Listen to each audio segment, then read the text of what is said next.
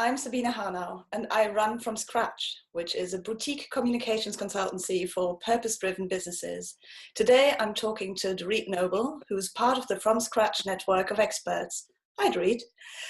Changing the way a company communicates can be quite a big change program, so I'm delighted to have Dorit on board, as she's a real expert on change management. So before I ramble on any further, Dorit, do you want to tell us a bit about yourself and what you do? I'm an award-winning trainer. I'm also a certified individual and team coach. And the work that I do is supporting teams in organizations who are going through a transition phase. Thank you. So one thing that I've been thinking about quite a lot recently is the new legislation coming into force on the 25th of May, the GDPR, General Data Protection Regulation. And quite a lot of businesses I've talked to are a bit worried about that, especially their marketing teams. I think very worried about their marketing no longer working the way it used to. And legal teams suggesting ways of doing things that go against what they think is going to be useful in their work. Right.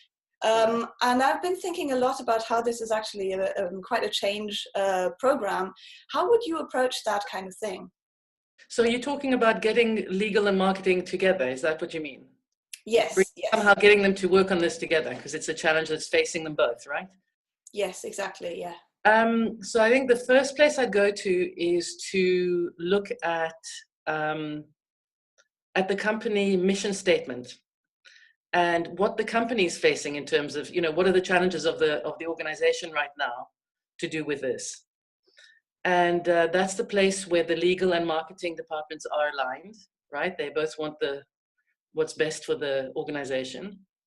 Yeah. And then I guess it's about working with them, bringing them together so that they can, first of all, become aware of how they're each dealing with the challenges, and then get an overview of how they can work together on the challenges. That tends to shift how either teams or departments work, is when they actually see the bigger picture of what's going on rather than just looking at what's going on for them. So that's what I would do. Wow. So do you have any more information about how you would achieve that? Any specific kinds of workshops or tools that you might suggest? So the coaching that I do is systems coaching, and it's quite interactive. It has lots of kind of tools that we use, very experiential. The exercises that pop to mind at the moment would be contracting between them, so that there's an agreement about how they actually work together. And that makes a huge difference, first of all. But there's another exercise that works extremely well, which is like lands work. It's like looking at them as different kingdoms and building an appreciation between them of how things work for each other, for the one and the other. And then how do they bring the best of both kingdoms to move this forward for the company in the best way possible.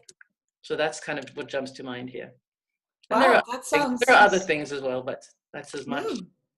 Yeah. I think it sounds interesting, especially because it's a bit more focused on the personalities and the emotions at stake, and not just it uses language also that I think reaches us at a different level when you talk about the kingdoms of marketing and legal. And I think having been part of projects which involved marketing teams, or having been on the marketing side myself, it sometimes can feel like that. So I think that metaphor is quite true to life.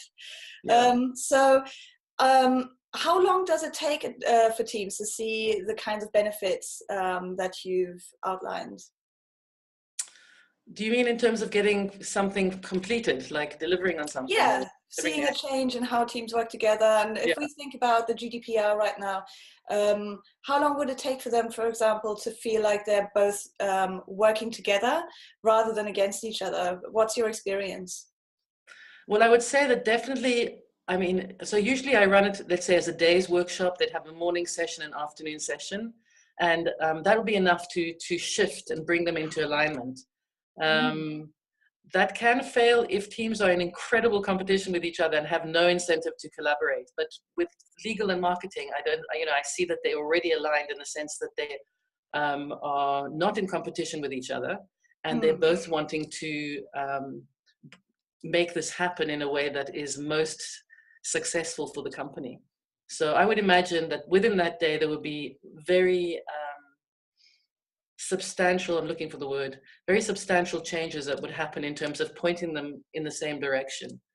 In terms of getting the actual delivery happening, you know, the kind of more the logistical part of it, that, you know, that gets designed. That's part of the action and accountability piece that we do at the end in the afternoon. Okay. Did I What answer do the you mean when question you there? say yes? Okay. Because you said that gets designed. What does that entail when you say that gets designed? Well, the thing, so as a coach, one of the most important things is that we don't just have these fantastic conversations where people surface a lot of new information. That is part of the coaching. But what's really important is that whatever the agenda is gets driven forward. And so the last part of every coaching session is to bring some kind of action plan into fruition and to set a timeline and then take steps in between that. You know, if they're saying, okay, we need to deliver this within 2 months, then kind of creating the milestones at each point and ownership and, you know, a little bit of the project management part. Wow. So it sounds like the work really only starts with the workshop and it continues afterwards. And there's quite a lot of changed behaviors, changed ways of thinking, tools and so on that stays with people even after you've left them. Or are you still involved at that stage when they've got that action piece and the different timelines that they're working towards? Or well, usually they don't hold, you know, I don't hold them accountable. When I'm with an individual client, obviously there can be an accountability piece where I, you know, get told what's happened, by when, all of that.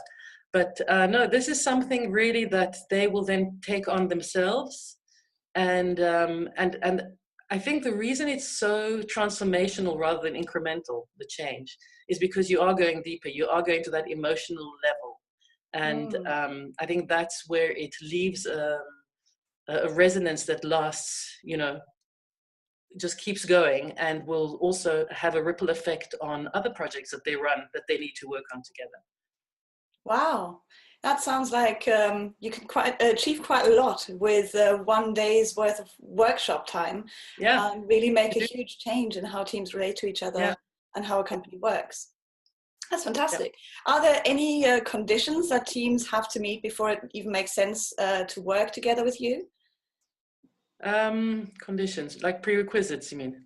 Yes, like, for example, yeah. Yeah. So I would say that the first thing that I always ask for is that we meet up. It's not, you know, there's no obligations attached to it, but it's just an opportunity to meet up and see if to hear what's going on for them. They can ask questions, and that way we can see whether coaching is the right fit for them. And then there's an assessment process before we actually meet on the day for the workshops. So yeah.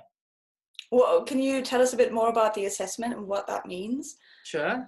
So if it's a really large team, like if we're talking, I don't know, 100 people, then it will probably be some kind of survey that's done, that's sent to everybody.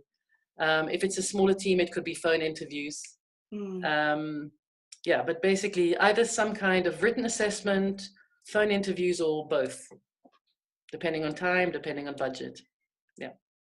Okay, great. So again, it sounds like the work you do on the day is really tailored to the company you're working with and not really a cookie cutter type approach.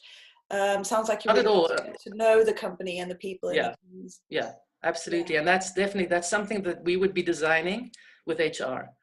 We'd be looking at, you know, what they're wanting exactly, and we'd be collaborating on creating it together. Brilliant. Well, it sounds really interesting, and I'm so glad to have you part of my network with you know, the ability to bring those kinds of skills into projects, especially larger projects where quite a lot is at stake and there's quite a lot of people involved in it. If you are in the middle of some kind of change management initiative, such as the GDPR or some other communications change, and you do need support, we can help at From Scratch. Do contact us for a non-obligation chat, like, for example, the one that Dorit's just outlined, and we can find out if we're a good fit. You can find us at from-scratch.net and book a chat right there.